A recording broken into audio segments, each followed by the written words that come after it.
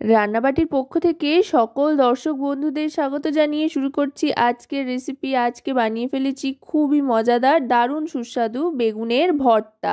এর জন্য প্রথমে বেগুন তো অবশ্যই লাগবে। একটা বেগুন এখানে নিয়ে নিয়েছি বেশ বড় সাইজের।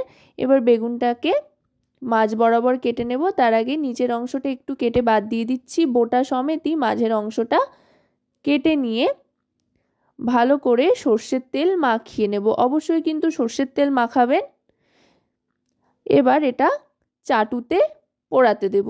আর বেগুন ভর্তার জন্য একটু লক্ষ্য রাখতে হবে যাতে বেগুনে কোনো রকম পোকা টোকা না থাকে, সেটা দেখে কিন্তু বেগুনটা একটু কিনতে হবে বা বুঝে কিনতে হবে। যাই হোক, এবার তেলটা মাখিয়ে নিচ্ছি।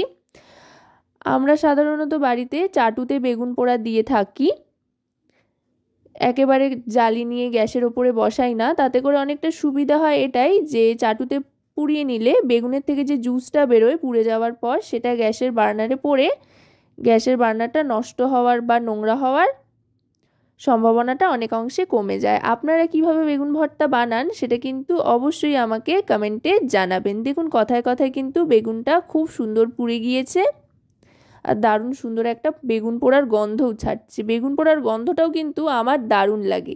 আপনাদের বেগুন পোড়া খেতে বা বেগুন ভর্তা খেতে কেমন লাগে আর কিভাবে বানান সেটা কিন্তু নিশ্চয়ই আমাকে কমেন্টের মাধ্যমে জানাবেন। দেখুন কথায় কথায় কিন্তু বেগুনটা পোড়ানো হয়ে গিয়েছে। এবার একটু ঠান্ডা করে নিতে হবে, হাতে সয় এমন ঠান্ডা।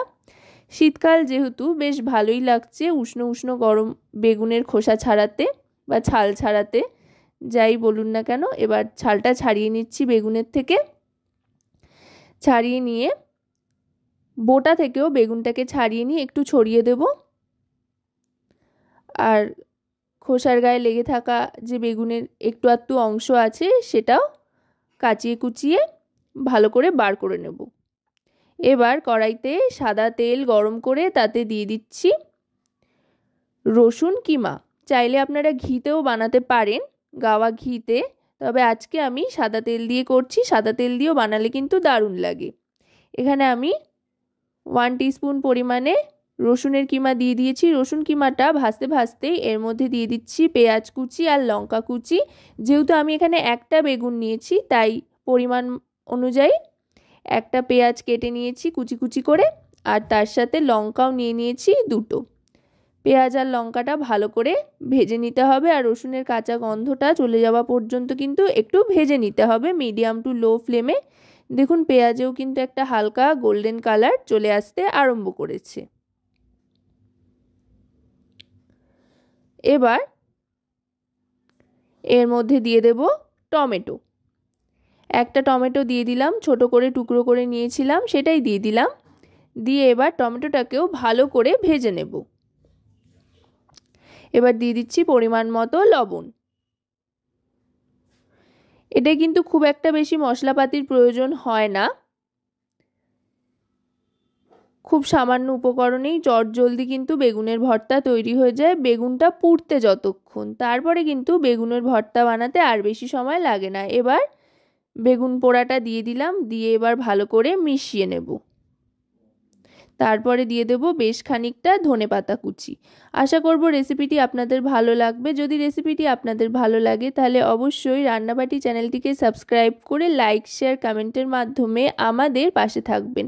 আর যদি রেসিপিটি আপনারা আমাদের ফেসবুক পেজ থেকে দেখেন তাহলে অবশ্যই রান্নাবাটি ফেসবুক পেজটিকে ফলো করার অনুরোধ রইল। ধনেপাতা কুচিটা দিয়ে গ্যাসের ফ্লেমটা লো করে দেবো, যেহেতু একদমই শুকনো শুকনো, নিচে যাতে লেগে না ধরে সেদিকে লক্ষ্য রেখে ভালো করে মিশিয়ে নেব। ধনেপাতা আর তার সাথে বেগুন পোড়া কি অসাধারণ যে গন্ধ ছাড়ছে। ভালো করে মিশিয়ে নিয়ে গ্যাসের ফ্লেমটা অফ করে দিয়ে এবার আমি সার্ভ করে দিচ্ছি। গরম গরম ভাতের সাথে কিংবা রুটির সাথে এই বেগুন ভর্তার কিন্তু কোনো জবাব নেই। অসাধারণ লাগে, অতুলনীয় লাগে খেতে। তো রেসিপিটি কেমন লাগলো অবশ্যই কিন্তু আমাকে জানাবেন।